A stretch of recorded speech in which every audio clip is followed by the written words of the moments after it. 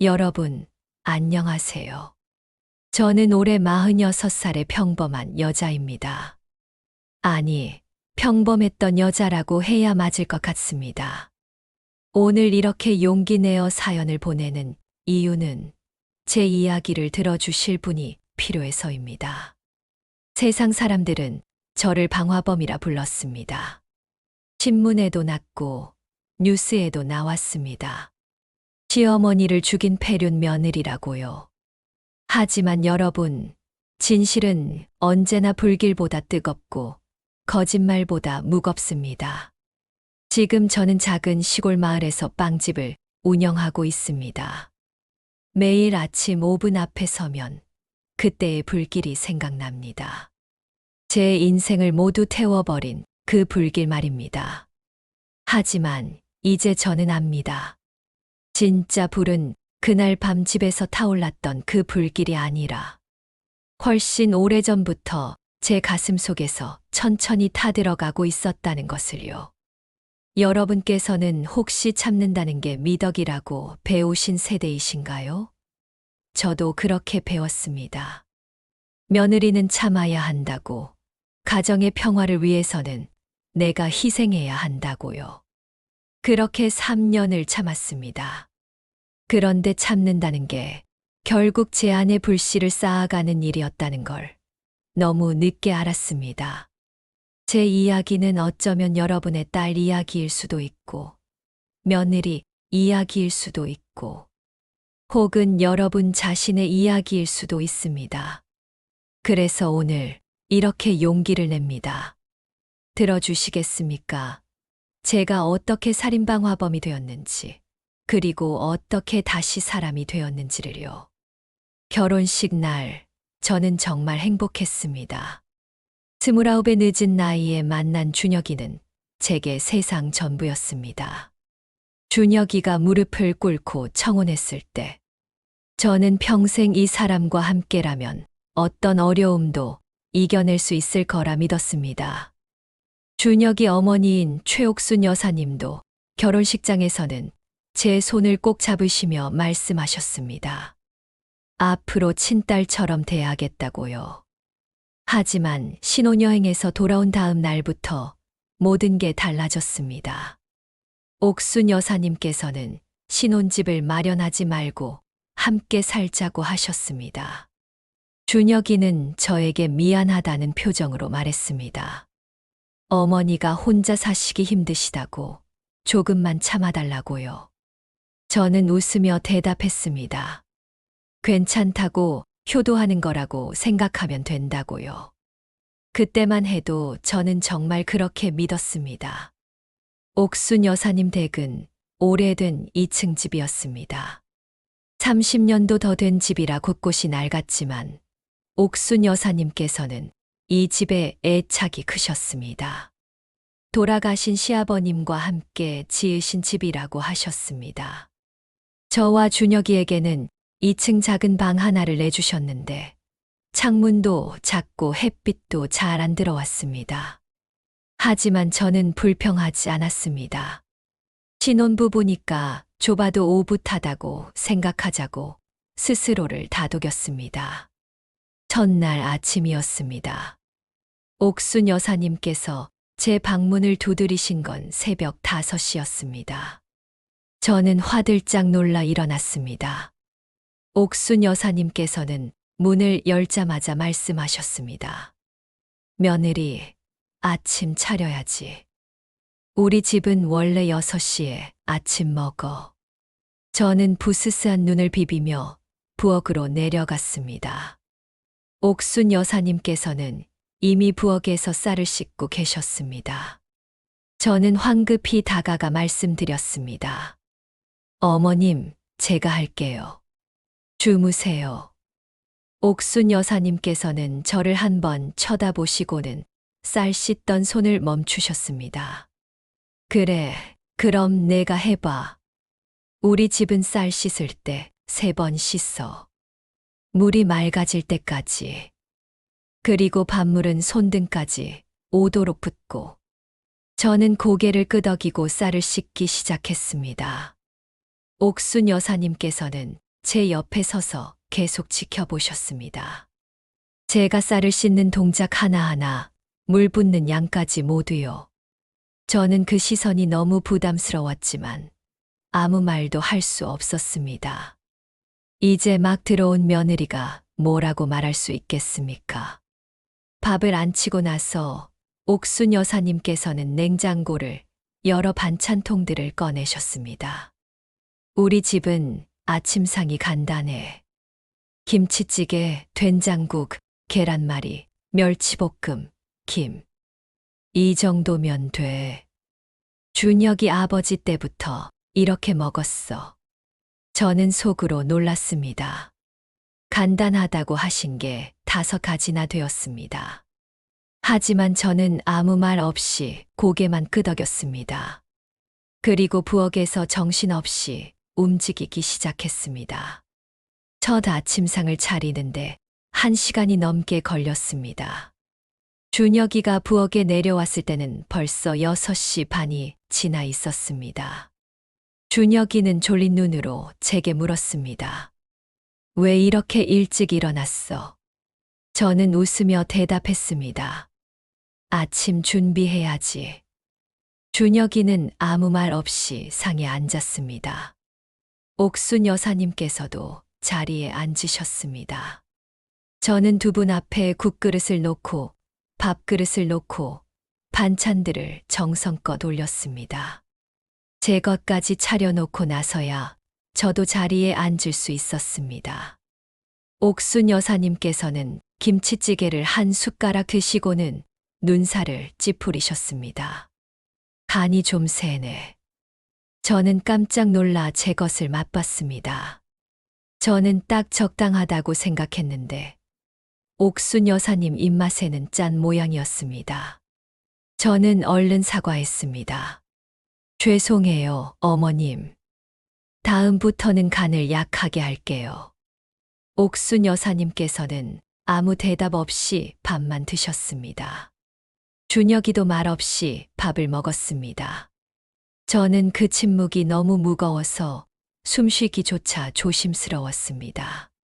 그날 이후로 매일 아침이 그랬습니다. 새벽 5시에 일어나서 아침을 준비하고 옥순 여사님 눈치를 보며 상을 차리고 두 분이 드시는 모습을 지켜보는 것이 제 일과가 되었습니다. 준혁이는 출근 준비로 바빴고 저는 설거지하고 청소하고 빨래하고 다시 점심 준비를 해야 했습니다. 결혼한 지 1달쯤 지났을 때였습니다.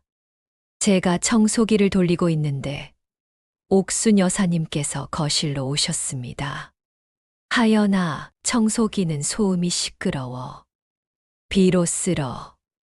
저는 멈칫했습니다. 비로 쓰는 것보다 청소기가 훨씬 깨끗한데 싶었지만 저는 고개를 끄덕였습니다. 네, 어머님.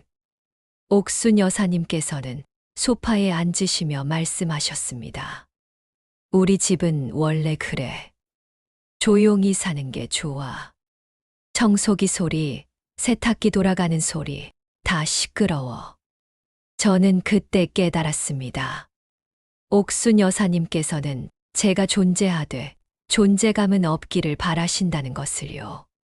소리 없이 움직이고 눈에 띄지 않게 일하고 그저 조용히 집안일만 하는 며느리 말입니다. 그날 밤 저는 준혁이에게 조심스럽게 말했습니다.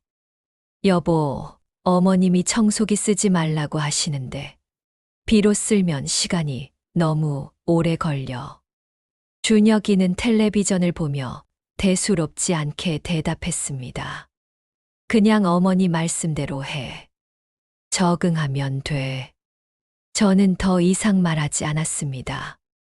준혁이도 피곤해 보였고 제가 집안일로 불평하는 게 준혁이한테 부담이 될까봐 두려웠습니다. 그래서 저는 그냥 웃으며 말했습니다. 응, 알았어.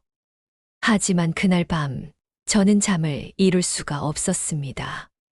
좁은 방 안에서 준혁이의 고른 숨소리를 들으며 저는 천장을 바라보았습니다. 결혼 생활이 이렇게 힘든 줄 몰랐습니다. 아니, 힘들다기보다는 제가 점점 사라지는 기분이었습니다. 제 목소리도, 제 생각도, 제 시간도 모두요. 시집 온 지 반년이 지났을 무렵, 저는 거울을 보다가 깜짝 놀랐습니다. 제 얼굴이 너무 초췌해져 있었습니다. 눈 밑에는 다크서클이 깊게 패였고, 뺨은 푹 꺼져 있었습니다. 체중도 8kg이나 빠져 있었습니다. 하지만 옥순 여사님께서는 제가 말라가는 것에 관심이 없으셨습니다. 오히려 제가 일을 제대로 못한다고 지적하실 뿐이었습니다. 하연아, 마루 왁스칠은 언제 할 거야? 벌써 한 달이 지났어. 하연아, 장롱 정리는 겨울옷 꺼내야지. 하연아, 김장김치 담가야 하는데 배추 주문은 했어. 저는 매일매일 해야 할 일들의 목록에 치이며 살았습니다. 청소, 빨래, 요리, 설거지, 장보기, 정리정돈까지. 끝이 없었습니다. 하나를 끝내면 또 다른 일이 기다리고 있었습니다. 준혁이는 점점 집에 늦게 들어왔습니다. 회식이 많다고 했습니다. 저는 혼자 옥순 여사님과 저녁을 먹어야 했습니다. 두 사람만의 식사 시간은 너무나 고통스러웠습니다. 옥순 여사님께서는 식사 내내 저에게 이것저것 지적하셨습니다. 된장찌개에 두부가 너무 많아. 우리 집은 원래 두부를 적게 넣어. 반찬이 자꾸 달라지네. 우리 집은 원래 똑같은 반찬을 먹는다고. 너는 왜 밥을 그렇게 빨리 먹니? 천천히 먹어야지. 저는 매번 죄송하다고, 다음부터는 조심하겠다고 말했습니다. 하지만 옥순 여사님의 지적은 끝이 없었습니다. 제가 뭘 해도, 어떻게 해도 옥순 여사님 눈에는 마음에 들지 않는 것 같았습니다. 어느 날 저녁, 준혁이가 평소보다 일찍 들어왔습니다. 저는 반가운 마음에 웃으며 말했습니다. 어머, 오늘은 일찍 왔네. 준혁이는 피곤한 표정으로 소파에 앉으며 대답했습니다. 회의가 일찍 끝나서. 옥순 여사님께서는 준혁이를 보시자 얼굴이 환해지셨습니다. 아이고, 우리 아들. 저녁은 먹었니? 준혁이는 고개를 저었습니다. 아니요, 집에서 먹으려고요. 저는 얼른 부엌으로 가서 준혁이 상을 차렸습니다. 따뜻하게 데운 밥과 국, 반찬들을 정성껏 올렸습니다. 준혁이는 묵묵히 밥을 먹었습니다. 옥순 여사님께서는 준혁이 옆에 앉으셔서 계속 말씀하셨습니다. 준혁아, 요새 일이 많이 힘들지. 얼굴이 피곤해 보여. 준혁아, 영양제 챙겨 먹어라. 어머니가 사다 놨어. 준혁아, 주말에 어디 가고 싶은 데 있니? 준혁이는 짧게 대답하며 밥을 먹었습니다. 저는 옆에서 그 모습을 지켜보며 묘한 기분이 들었습니다. 옥순 여사님께서는 준혁이에게는 그렇게 다정하시고 살갑게 대하시는데 저에게는 왜 그렇게 차갑게 대하실까요? 준혁이가 밥을 다 먹고 나서 저는 설거지를 하러 부엌으로 갔습니다. 그런데 거실에서 옥순 여사님과 준혁이가 나누는 대화가 들렸습니다. 준혁아, 하연이는 집안일 잘하니? 네, 어머니. 잘하는 것 같아요. 근데 말이야, 며느리가 좀 게으른 것 같아. 청소할 때도 대충대충 하고, 요리도 맛이 들쭉날쭉하고. 저는 그 말에 손이 멈췄습니다. 게으르다니요. 저는 매일 새벽부터 밤까지 쉬지 않고 일하는데, 게으르다고요? 준혁이의 대답이 들렸습니다. 그래요? 제가 한번 얘기해 볼게요. 저는 그날 밤 준혁이와 방에 들어와서도 아무 말도 하지 않았습니다. 준혁이도 저에게 아무 말도 하지 않았습니다. 그냥 각자 핸드폰을 보다가 잠이 들었습니다. 저는 이불 속에서 눈물을 흘렸습니다. 소리 없이 조용히요.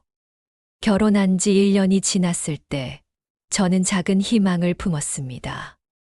아기를 가지면 모든 게 달라질 거라는 희망이었습니다. 옥순 여사님께서도 손주를 보시면 저를 다르게 대하실 거라고 생각했습니다. 그래서 저는 준혁이에게 말했습니다. 여보, 우리 아기 가지면 어떨까? 준혁이는 잠시 생각하더니 대답했습니다. 조금 더 있다가. 지금은 내가 회사 일이 바빠서. 저는 실망스러웠지만 준혁이 말이 맞다고 생각했습니다. 준혁이가 바쁜데 제가 임신하면 더 힘들 테니까요. 하지만 제 마음 한구석에서는 작은 의심이 자라기 시작했습니다. 준혁이가 정말 저와 아기를 갖고 싶어 하는 걸까? 아니면 그냥 핑계인 걸까? 그 무렵 옥순 여사님께서는 동네 사람들과 자주 모임을 가지셨습니다. 그리고 집에 돌아오시면 저에게 다른 집 며느리 이야기를 하셨습니다. 옆집 며느리는 아침마다 시어머니 발 주물러 드린대. 효부지, 효부. 앞집 며느리는 시어머니 옷까지 다 빨아들인대. 참 기특해. 건너편 며느리는 매주 용돈을 드린대. 얼마나 착한지 몰라. 저는 그 말들을 들으며 제가 부족한 며느리라는 걸 느꼈습니다. 저도 옥순 여사님을 잘 모시고 싶었습니다. 하지만 제가 뭘 해도 옥순 여사님께서는 만족하지 않으셨습니다. 어느 날 저는 용기를 내서 옥순 여사님 방문을 두드렸습니다. 어머님, 발 좀 주물러 드릴까요? 옥순 여사님께서는 텔레비전을 보시다가 저를 쳐다보셨습니다. 됐어. 나는 그런 거 안 좋아해. 저는 돌아서 나오며 눈물이 핑 돌았습니다. 제가 뭘 해도 안 되는 것 같았습니다. 제가 존재하는 것 자체가 옥순 여사님께는 불편한 것 같았습니다. 결혼 2년 차가 되었을 때 저는 어느 날 준혁이 옷에서 낯선 향수 냄새를 맡았습니다. 제가 사준 향수가 아니었습니다. 달콤하면서도 농염한 냄새였습니다. 저는 준혁이에게 물어봤습니다. 여보, 이 향수 냄새 뭐야? 준혁이는 잠시 당황하는 표정을 짓더니 곧 태연하게 대답했습니다. 아, 회사에서 신입 여직원이 향수를 뿌렸나 봐. 엘리베이터가 좁아서. 저는 그 대답을 믿고 싶었습니다. 하지만 제 마음속에는 작은 의심의 씨앗이 심어졌습니다. 그 후로 준혁이는 더 자주 늦게 들어왔습니다. 주말에도 회사에 나가는 날이 많아졌습니다. 저는 외로웠습니다. 남편은 늦게 들어오고 시어머니는 저를 구박하고 저는 점점 이 집에서 투명인간이 되어가는 것 같았습니다. 어느 토요일 오후였습니다. 준혁이는 또 회사에 나갔고 저는 혼자 집에서 청소를 하고 있었습니다. 옥순 여사님께서는 동네 모임에 나가셨습니다. 저는 준혁이 옷을 정리하다가 준혁이 재킷 주머니에서 영수증 하나를 발견했습니다. 호텔 레스토랑 영수증이었습니다. 2인 식사 15만 원. 날짜는 지난주 목요일이었습니다. 제 손이 떨렸습니다. 지난주 목요일, 준혁이는 분명 회식이 있다고 했습니다. 그런데 호텔 레스토랑에서 두 사람이 식사를 했다고요? 저는 영수증을 주머니에 넣고 준혁이가 돌아오기를 기다렸습니다. 준혁이는 밤 11시가 넘어서 돌아왔습니다. 저는 거실 소파에 앉아 있다가 준혁이에게 영수증을 내밀었습니다. 이게 뭐야? 준혁이는 영수증을 보더니 잠시 말이 없었습니다. 저는 다시 물었습니다. 지난주 목요일에 누구랑 호텔 레스토랑에서 밥 먹었어. 준혁이는 한숨을 쉬며 소파에 앉았습니다. 거래처 사람이랑 먹었어. 중요한 계약 건이었어. 거래처 사람, 그게 여자야? 준혁이는 저를 쳐다봤습니다. 하연아, 왜 이래? 의심하는 거야.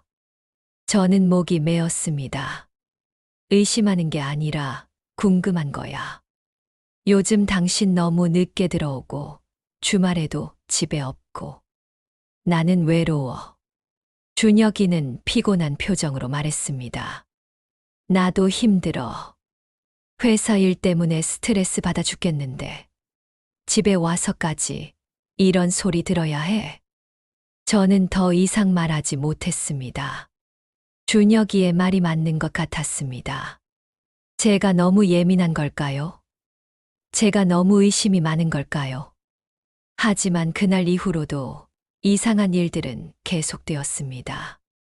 준혁이 핸드폰에 잠금이 걸렸습니다. 예전에는 없던 일이었습니다. 그리고 준혁이는 밤에 핸드폰 메시지가 오면 몰래 화장실에 가서 확인했습니다. 저는 모르는 척했지만 다 알고 있었습니다. 어느 날 저녁, 옥순 여사님과 둘이 저녁을 먹고 있을 때였습니다. 옥순 여사님께서 갑자기 말씀하셨습니다. 하연아, 남자는 원래 밖에서 바람 좀 쐬는 법이야. 저는 수저를 들던 손이 멈췄습니다. 예. 옥순 여사님께서는 태연하게 말씀하셨습니다. 남자들은 다 그래. 회사 일하면서 스트레스 받으면 밖에서 바람 쐬고 싶어 하는 거지. 그걸 며느리가 괜히 캐묻고 의심하면 남자는 더 밖으로 도는 거야. 저는 옥순 여사님의 말씀을 이해할 수 없었습니다. 어머님, 그게 무슨 말씀이세요? 옥순 여사님께서는 김치를 집어 드시며 말씀하셨습니다. 그러니까 준혁이가 늦게 들어와도 너무 따지지 말라는 거야. 남자 일하느라 힘든데 집에서까지 잔소리 들으면 힘들잖아. 저는 그제야 깨달았습니다. 옥순 여사님께서는 준혁이가 외도하는 걸 알고 계신 거였습니다. 그리고 그걸 묵인하고 계신 거였습니다. 아니, 오히려 저에게 참으라고 말씀하시는 거였습니다. 저는 밥맛이 없었습니다. 목구멍으로 밥이 넘어가지 않았습니다. 하지만 저는 아무 말도 하지 않았습니다. 그냥 고개를 끄덕이고 묵묵히 밥을 먹었습니다. 그날 밤 저는 방에서 혼자 울었습니다. 준혁이는 또 늦게 들어온다고 문자를 보냈습니다. 저는 이불을 뒤집어 쓰고 소리 없이 울었습니다. 제 인생이 이렇게 무너져 내리고 있는데 아무도 저를 지켜주지 않았습니다. 남편도 시어머니도 아무도요. 결혼 3년 차가 되던 해 봄이었습니다. 저는 우연히 준혁이 핸드폰을 보게 되었습니다. 준혁이가 샤워하는 사이 핸드폰에 메시지가 왔습니다. 저는 그냥 지나칠 수 없었습니다. 저는 떨리는 손으로 핸드폰을 들었습니다. 화면에 뜬 메시지는 이랬습니다. 오빠, 오늘 저녁에 또 못 만나요? 보고 싶어요. 저장된 이름은 수연이었습니다. 저는 더 이상 참을 수가 없었습니다. 준혁이가 샤워를 마치고 나왔을 때 저는 핸드폰을 내밀었습니다. 이게 뭐야? 준혁이는 핸드폰을 보더니 얼굴이 굳었습니다. 내 핸드폰 왜 봐? 답해. 이게 뭐냐고. 준혁이는 한숨을 쉬며 앉았습니다. 회사 후배야. 그냥 친하게 지내는 거야. 친하게 오빠라고 부르고 보고 싶다고 하는 게 그냥 친한 거야. 준혁이는 짜증스러운 표정을 지었습니다. 하연아, 왜 이래? 의심병에 걸렸어. 나는 아무 일도 없어. 저는 웃음이 나왔습니다. 기가 막혀서요. 아무 일도 없다고. 당신 요즘 거의 매일 늦게 들어오잖아. 주말에도 집에 없고, 핸드폰에는 잠금 걸어놓고. 이게 아무 일도 없는 거야? 준혁이는 일어서며 소리쳤습니다. 그래, 나 바람 피워. 그게 어때서? 당신은 나한테 뭘 해준 게 있어? 집에 오면 어머니 눈치만 보고 나한테는 관심도 없잖아. 저는 그 말에 가슴이 무너졌습니다. 준혁이가 정말 외도하고 있었습니다. 그리고 그걸 제 탓으로 돌리고 있었습니다. 내가 뭘 잘못했는데. 준혁이는 방문을 열며 말했습니다. 당신은 아내가 아니야.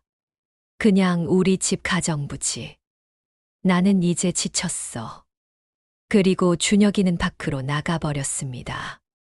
저는 그 자리에 주저앉아서 한참을 울었습니다. 그 사건이 일어난 건 준혁이와 크게 싸우고 일주일쯤 지났을 때였습니다. 옥순 여사님께서 갑자기 제 방문을 두드리셨습니다. 하연아, 나와봐. 저는 불안한 마음으로 거실로 나갔습니다. 옥순 여사님께서는 화난 표정으로 저를 노려보고 계셨습니다. 하연아, 내 방 장롱에서 돈이 없어졌어. 저는 깜짝 놀랐습니다. 예, 돈이요. 200만 원. 내가 장롱 서랍에 넣어뒀는데 오늘 보니까 없어졌어. 저는 당황해서 말했습니다. 어머님, 저는 모르는데요. 제가 어머님 방에 들어간 적도 없어요. 옥순 여사님께서는 코웃음을 치셨습니다. 이 집에 나랑 너랑 준혁이밖에 없는데. 그럼 누가 가져갔겠어? 준혁이가 가져갔겠어. 내가 깜빡한 게 아니라고. 분명히 거기 넣어뒀어. 저는 억울했습니다. 어머님, 정말 저 아니에요. 저는 어머님 방에 들어간 적도 없어요. 그때 준혁이가 퇴근해서 들어왔습니다. 옥순 여사님께서는 준혁이를 보시자마자 말씀하셨습니다. 준혁아, 큰일 났어. 내 방에서 돈이 없어졌어. 200만 원이나. 준혁이는 가방을 내려놓으며 물었습니다. 돈이요. 어머니가 어디 쓰신 거 아니에요. 아니야. 분명히 장롱에 넣어뒀는데 오늘 보니까 없어졌어. 준혁이는 저를 쳐다봤습니다. 그 눈빛이 저를 의심하고 있다는 걸 저는 알 수 있었습니다. 하연아, 너 어머니 방에 들어갔어. 저는 고개를 저었습니다. 아니, 난 안 들어갔어. 정말이야. 옥순 여사님께서는 비웃으셨습니다. 그럼 돈이 날아갔단 말이야? 이 집에 귀신이 있어서 돈을 가져갔어. 저는 눈물이 났습니다. 어머님, 정말 저 아니에요.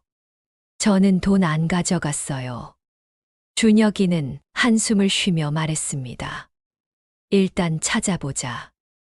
어디 다른 데 두셨을 수도 있잖아요. 하지만 아무리 찾아도 돈은 나오지 않았습니다. 옥순 여사님께서는 그날 이후로 저를 도둑 취급하셨습니다. 저는 억울해서 미칠 것 같았지만 아무도 제 말을 믿어주지 않았습니다. 며칠 후 더 충격적인 일이 있었습니다. 저는 준혁이 서재에서 청소를 하다가 서랍 속에서 서류 뭉치를 발견했습니다. 보험 증서였습니다. 옥순 여사님 명의의 생명보험이었는데 수익자는 준혁이로 되어 있었습니다. 보험금이 3억 원이었습니다. 저는 이상한 기분이 들었습니다. 옥순 여사님께서는 건강하신데 왜 갑자기 이렇게 큰 보험을 드셨을까요? 그리고 왜 준혁이가 숨기듯이 서랍 깊숙이 넣어두셨을까요? 저는 그날 밤 준혁이에게 물어봤습니다. 여보, 어머님 보험 든 거 알아? 준혁이는 잠시 당황하는 표정을 짓더니 곧 태연하게 대답했습니다. 응, 내가 들어드렸어. 어머니 나이도 있으시니까. 그런데 왜 나한테는 말 안 했어? 준혁이는 짜증스러운 표정을 지었습니다. 하연아, 왜 자꾸 꼬치꼬치 캐무는 거야? 어머니, 보험 드는 게 뭐가 문제야? 저는 더 이상 말하지 못했습니다. 하지만 제 마음속에는 불안감이 자라기 시작했습니다. 그 무렵부터 옥순 여사님께서 자주 아프다고 하셨습니다.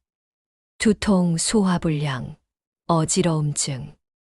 저는 옥순 여사님을 모시고 병원에 다녔지만 의사 선생님께서는 특별한 이상이 없다고 하셨습니다. 어느 날 밤, 저는 부엌에서 물을 마시다가 이상한 광경을 목격했습니다. 준혁이가 몰래 약병을 들고 옥순 여사님 방으로 들어가는 거였습니다. 저는 숨을 죽이고 지켜봤습니다. 준혁이는 잠시 후 방에서 나왔습니다. 저는 준혁이에게 물었습니다. 여보, 뭐 하는 거야? 준혁이는 깜짝 놀라며 돌아봤습니다. 아, 어머니, 약 드리려고. 무슨 약인데? 수면제. 어머니가 요즘 잠을 못 주무신대. 저는 이상했습니다. 옥순 여사님께서 수면제를 드신다는 말씀을 들은 적이 없었습니다. 하지만 저는 아무 말도 하지 않았습니다. 그날 이후로 저는 준혁이의 행동을 조심스럽게 관찰했습니다. 준혁이는 매일 밤 옥순 여사님께 약을 드렸습니다. 그리고 옥순 여사님께서는 점점 더 자주 아프다고 하셨습니다. 저는 너무 불안해서 어느 날 몰래 준혁이가 드리는 약을 확인해 봤습니다. 약병에는 수면제라고 적혀 있었지만 저는 인터넷으로 검색해 봤습니다. 그 약은 과다 복용하면 위험한 약이었습니다. 저는 소름이 돋았습니다. 준혁이가 옥순 여사님께 일부러 과다 복용시키는 건 아닐까요? 보험금을 타려고요? 하지만 저는 아무에게도 말할 수 없었습니다. 누가 제 말을 믿어주겠습니까? 옥순 여사님께서도 다른 사람들도 모두 저를 의심하고 있는데요. 그날은 유난히 추운 겨울 밤이었습니다. 12월 24일 크리스마스 이브 전날이었습니다. 저는 부엌에서 설거지를 하고 있었고 준혁이는 거실에서 텔레비전을 보고 있었습니다. 옥순 여사님께서는 방에서 주무시고 계셨습니다. 저는 설거지를 마치고 가스레인지에 물을 올려놓고 차를 끓이려고 했습니다. 그런데 갑자기 준혁이가 부엌으로 들어왔습니다. 하연아, 우리 이혼하자. 저는 깜짝 놀라 준혁이를 쳐다봤습니다. 뭐라고? 준혁이는 냉정한 표정으로 말했습니다. 이혼하자. 나는 더 이상 너랑 살 수 없어. 저는 눈물이 났습니다. 왜? 내가 뭘 잘못했는데. 준혁이는 비웃었습니다. 잘못한 게 한두 가지가 아니지. 어머니 돈 훔치고 집안일도 제대로 못하고. 나는 이제 지쳤어. 저는 소리쳤습니다. 나는 돈 안 훔쳤어. 그리고 당신이 바람 피우고 있잖아. 수연이라는 여자랑. 준혁이는 저에게 다가와서 제 팔을 세게 잡았습니다. 입 조심해. 어머니 깨시면 어떡해. 저는 준혁이의 손을 뿌리쳤습니다. 놔. 당신이 어머님한테 이상한 약을 먹이고 있다는 것도 알아. 보험금 타려고 그러는 거지. 준혁이의 얼굴이 굳었습니다. 뭐라고? 저는 떨리는 목소리로 말했습니다. 당신이 어머님께 과다 복용시키고 있잖아. 내가 다 봤어. 3억짜리 보험금도 알고 있어.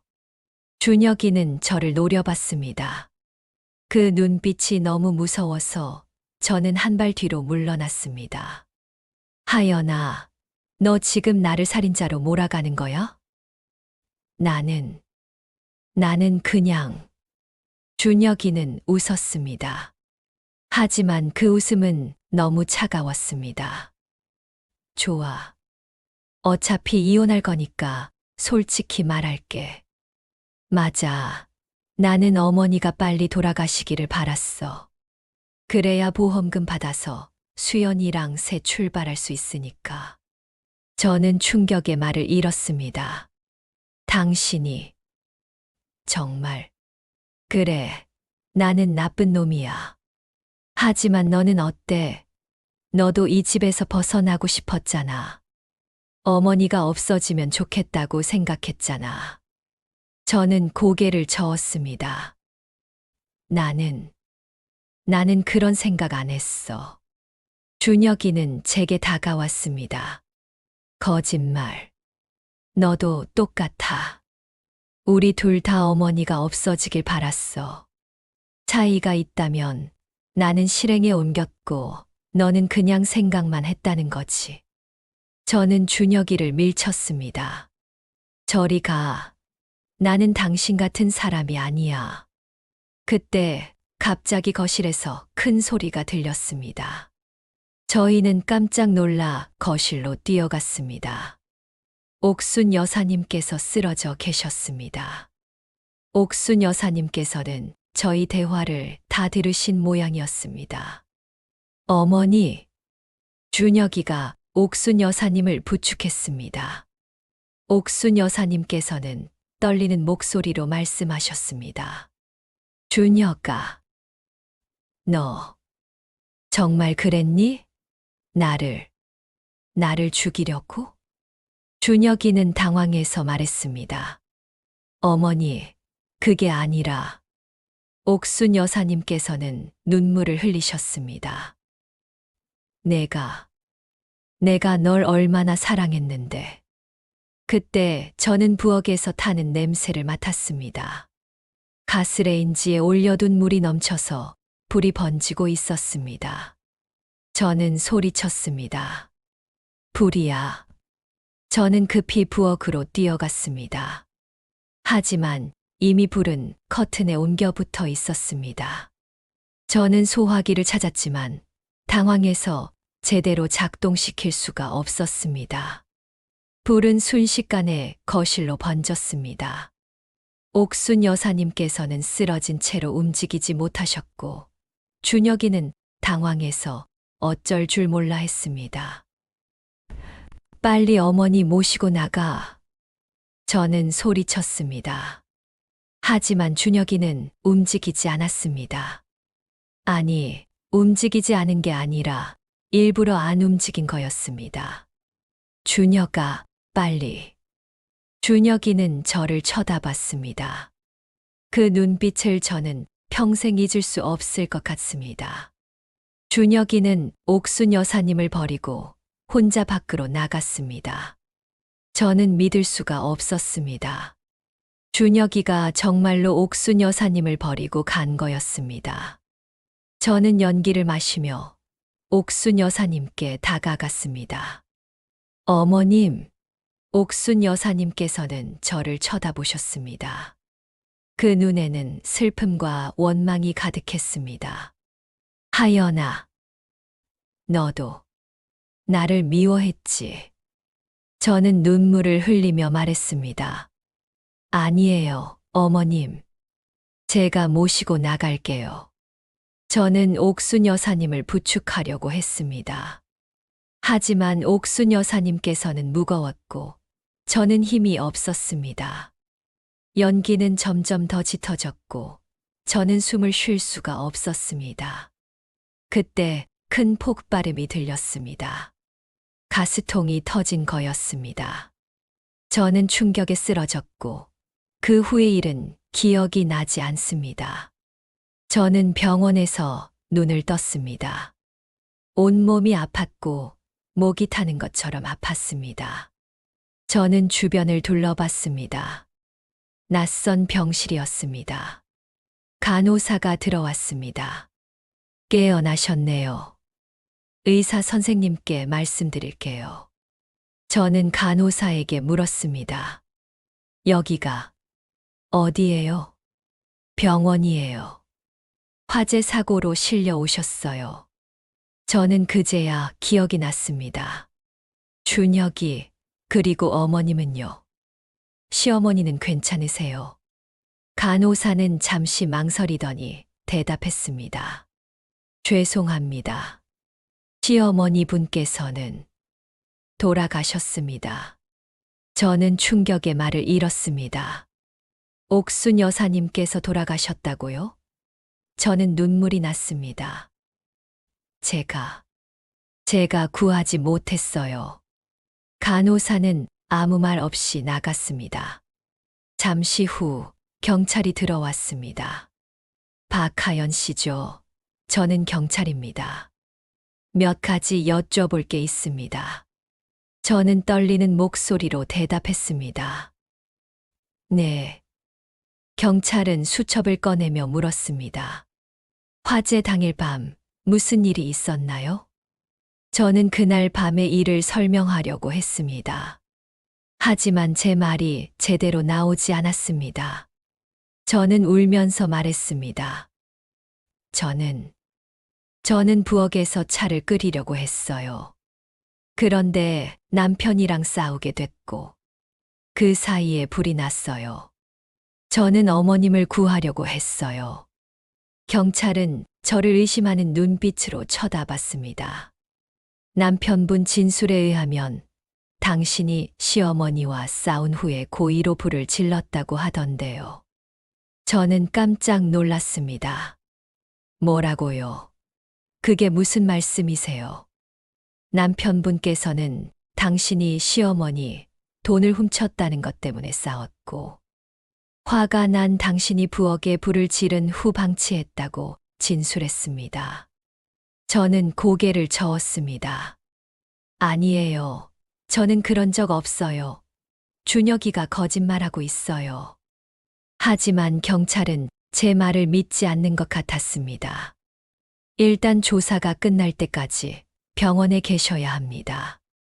퇴원하시면 경찰서로 출석하셔야 해요. 경찰이 나간 후 저는 혼자 울었습니다. 준혁이가 저에게 누명을 씌운 거였습니다.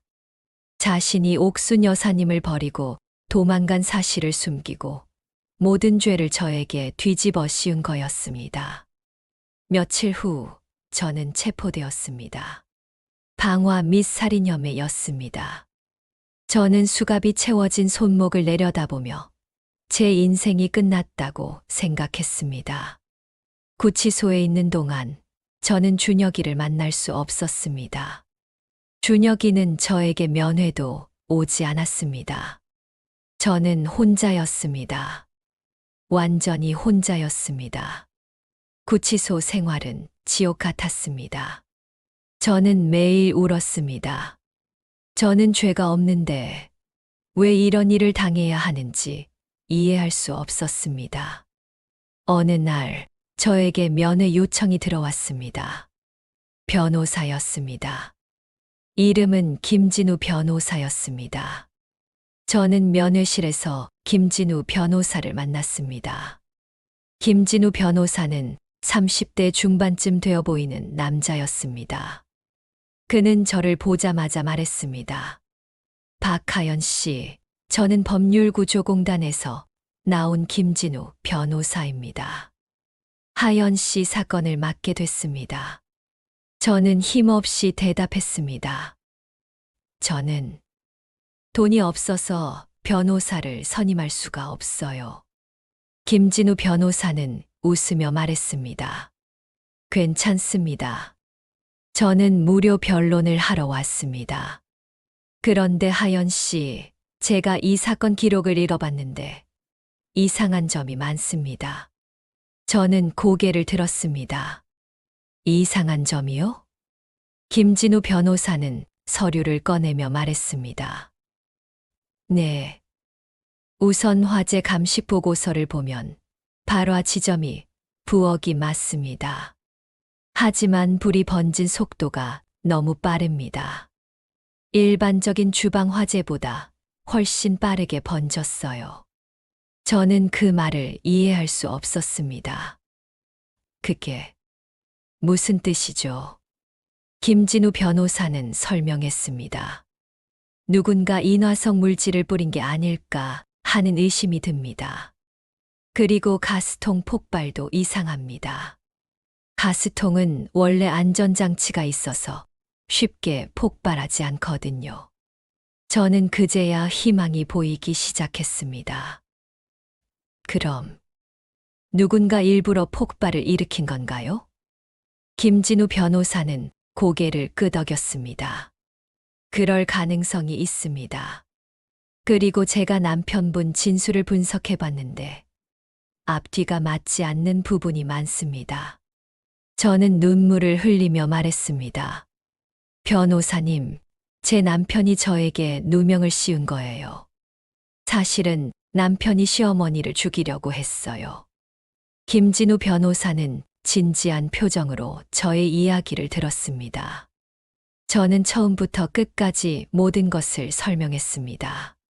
준혁이의 외도, 옥순 여사님의 보험금, 준혁이가 옥순 여사님께 과다, 복용시킨 약, 그리고 화재 당일 밤의 일까지요.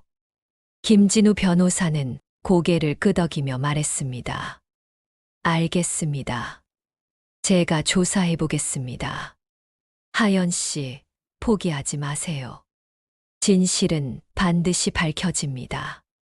그날 이후로 김진우 변호사는 열심히 증거를 모았습니다. 그리고 한 달 후, 김진우 변호사는 중요한 증거를 발견했습니다. 하연 씨, 좋은 소식이 있습니다. 김진우 변호사는 면회실에서 제게 서류를 보여줬습니다. 화재 현장에서 휘발유 성분이 검출됐습니다. 그리고 그 휘발유가 뿌려진 위치가 시어머니 방 근처였어요. 저는 깜짝 놀랐습니다. 그럼, 네. 누군가 고의로 휘발유를 뿌려서 불을 크게 만든 겁니다. 그리고 CCTV 분석 결과 화재 당일 오후에 남편분이 주유소에서 휘발유를 구입한 기록이 있습니다. 저는 울음이 터져 나왔습니다. 그럼 제 남편이 정말로... 김진우 변호사는 안타까운 표정으로 고개를 끄덕였습니다. 네. 남편분이 계획적으로 방화를 한 것으로 보입니다. 그리고 그 죄를 하연 씨에게 뒤집어 씌운 거예요. 저는 분노와 슬픔이 동시에 밀려왔습니다. 제가 사랑했던 사람이, 제가 믿었던 사람이 저를 이렇게 배신한 거였습니다. 김진우 변호사는 계속 말했습니다. 그리고 시어머니께서 복용하신 약물을 분석한 결과 과다 복용 흔적이 발견됐습니다. 부검 결과에도 나와 있습니다. 저는 고개를 끄덕였습니다. 저도 그걸 봤어요. 남편이 매일 밤 어머님께 약을 드렸어요. 김진우 변호사는 서류를 정리하며 말했습니다. 이 증거들을 가지고 재판에 임하면 하연 씨의 무죄를 입증할 수 있을 겁니다.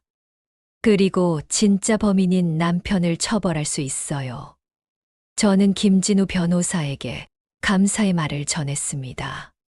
변호사님, 정말 감사합니다.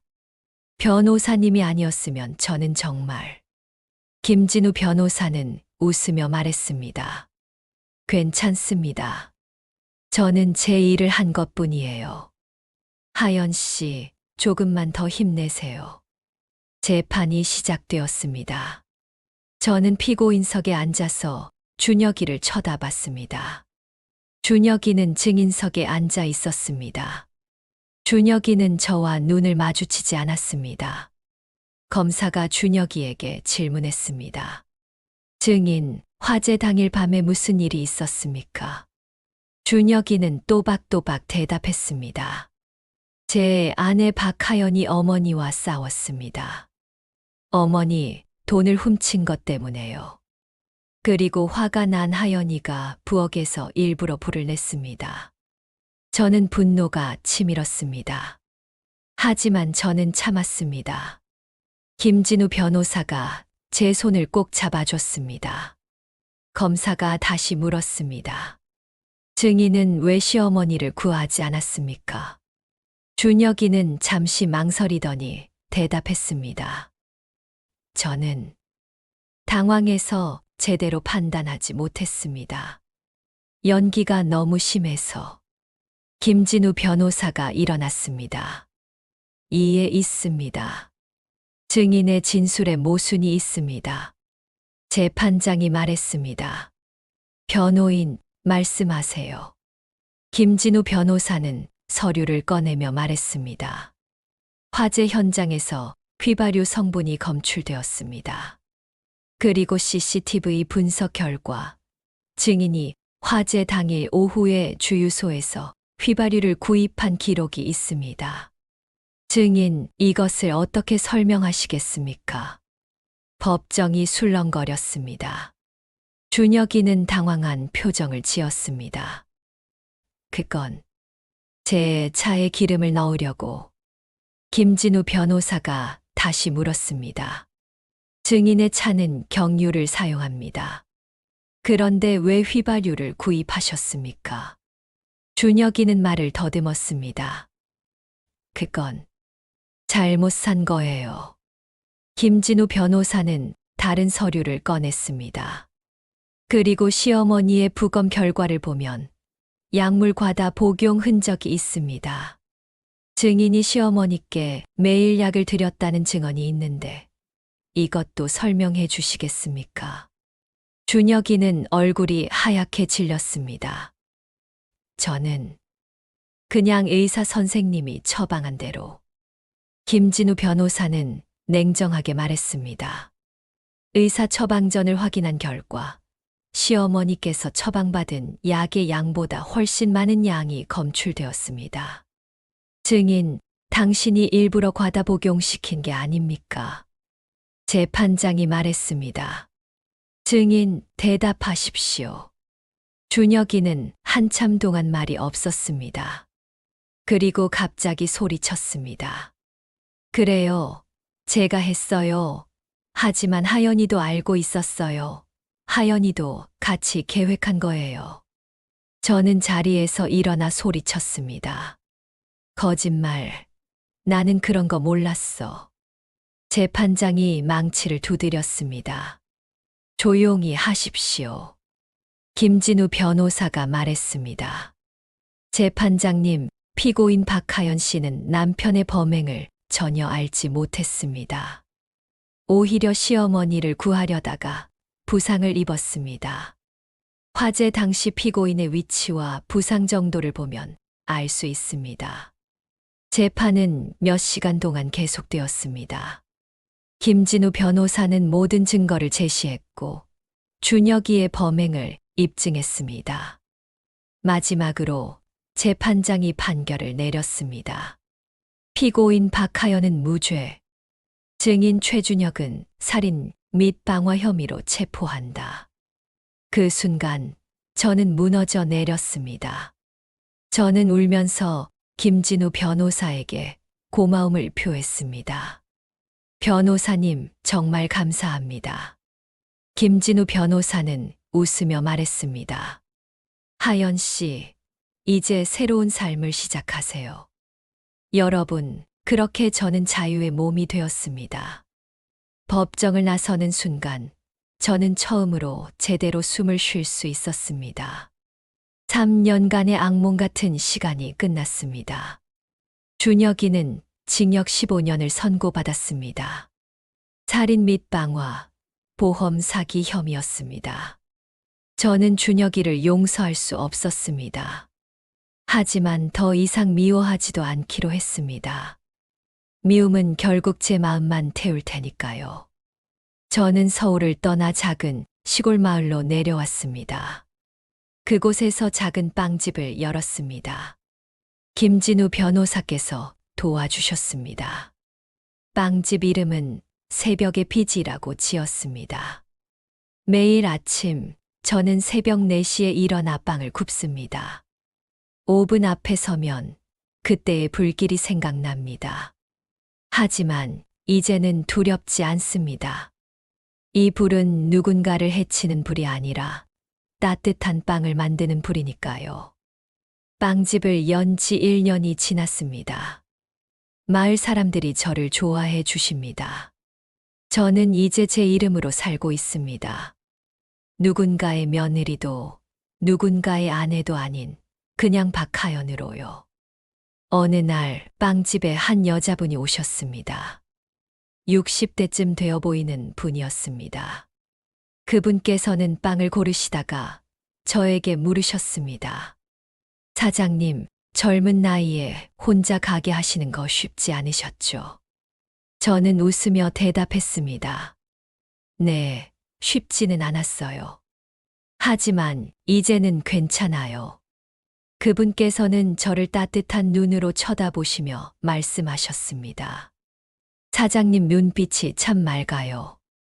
힘든 일을 겪으셨을 것 같은데 이렇게 밝게 살아가시는 모습이 대단해 보여요. 저는 그 말에 눈물이 날 뻔했습니다. 하지만 저는 웃으며 대답했습니다. 감사합니다. 저도 이제 행복해요. 그분께서 가신 후 저는 오븐 앞에 앉아서 빵이 구워지는 모습을 지켜봤습니다. 빵이 부풀어 오르는 모습을 보니 제 인생도 이렇게 부풀어 오르고 있다는 생각이 들었습니다. 여러분, 저는 이제 압니다. 인생에서 중요한 건 넘어지지 않는 게 아니라 다시 일어서는 거라는 걸요. 저는 넘어졌습니다. 아주 깊은 구덩이에 빠졌었습니다. 하지만 저는 다시 일어섰습니다. 그리고 저는 배웠습니다. 불은 모든 걸 태워버릴 수도 있지만 새로운 것을 만들어낼 수도 있다는 걸요. 제 인생의 불은 저를 태워버리는 줄 알았지만 결국 저를 더 강하게 만들어줬습니다. 요즘 저는 매일 밤 일기를 씁니다. 오늘 하루 감사한 일들을 적습니다. 건강하게 빵을 구울 수 있어서 감사하고, 맛있게 먹어주시는 손님들이 있어서 감사하고, 따뜻한 햇살이 있어서 감사합니다. 그리고 가끔 옥순 여사님 생각도 합니다. 옥순 여사님께서 저를 힘들게 하셨지만 그분도 사실 외로우셨던 게 아닐까 싶습니다.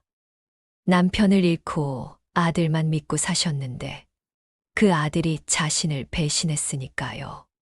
저는 옥순 여사님을 용서했습니다.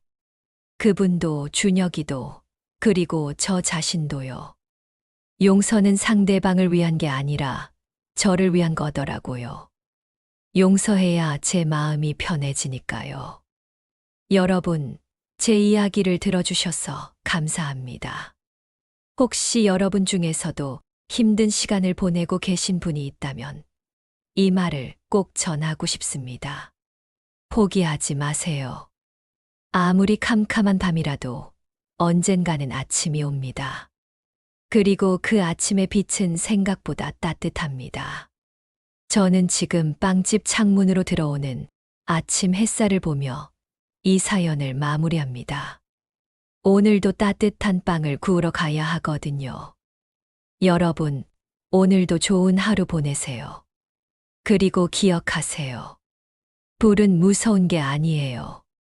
제대로 다루기만 하면 그 불로 따뜻한 것들을 만들어낼 수 있답니다. 여러분 들어주셔서 정말 고맙습니다. 이 사연이 누군가에게 작은 위로가 되었으면 좋겠습니다.